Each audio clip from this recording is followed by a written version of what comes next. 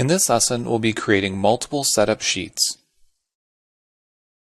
After completing this lesson, you'll be able to create a setup sheet for a single setup and create a setup sheet for multiple WCS setups.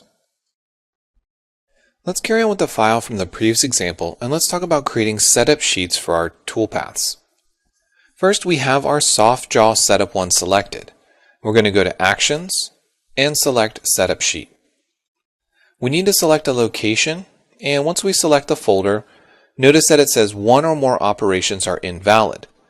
It gives us this warning, and every time we make some changes or we make some adjustments to our program, we should always double check to make sure that they are generated properly. It can be easy to overlook this if we have things that are closed, for example, stock prep. So I'm going to go through and make sure that all of them are generated correctly, and then go back and select Soft Jaw Setup 1, and once more come down to Setup Sheet. The setup sheet is created as an HTML document. You'll notice that it has the current view of the model when we created the setup sheet, and some information about the program and the WCS. So it's important that the model that you see on the screen accurately represents the part that you're trying to convey in your setup sheet. In this case, we had a fixture shown, and the WCS is actually under the bottom corner, so this doesn't help anybody set this machine up. So let's go back into Fusion, and let's take a look at setting it up properly. For the soft jaw, we'll be looking at just a single part. So we're going to go back into our model, back into soft jaw, expand our components, and make sure that we're only showing the soft jaw that we're working on. In this case, we're going to be taking a look at just the front soft jaw, and we'll rotate this around, get it in the middle of the screen, select our soft jaw setup, which shows our stock and our coordinate system, and we'll set this up again. So now you can see the preview on the screen shows the part in its orientation, shows the coordinate system location, and again WCS1, which represents G54. And you'll notice that it tells us the tools, the spindle speed, all the information about how long it should take. In this case, the cycle time is just under 2 minutes to cut this part.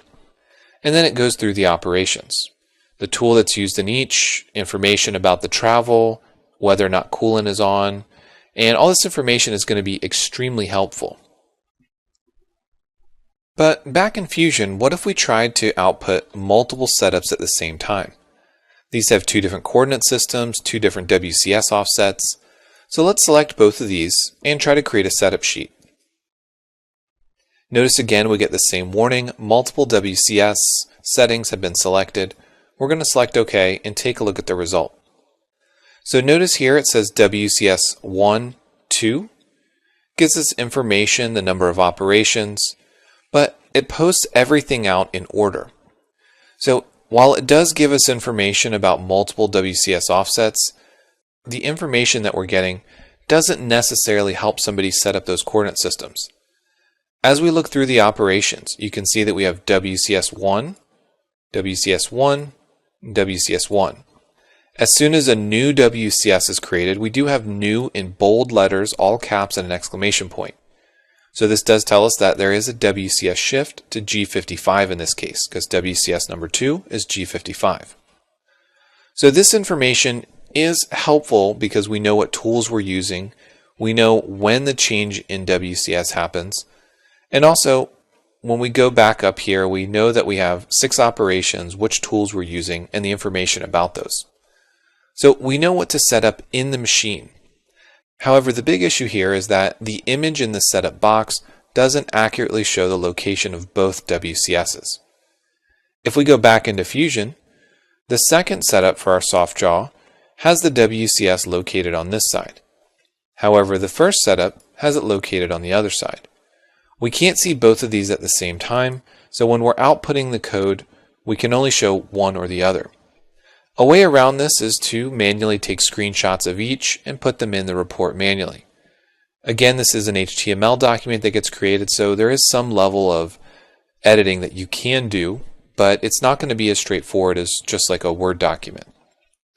So from here, the suggestion is if you're going to be creating multiple parts with multiple WCSs, and you output a setup sheet The information that you're going to get is going to be helpful in relation to the tools that are needed, parameters of the machine.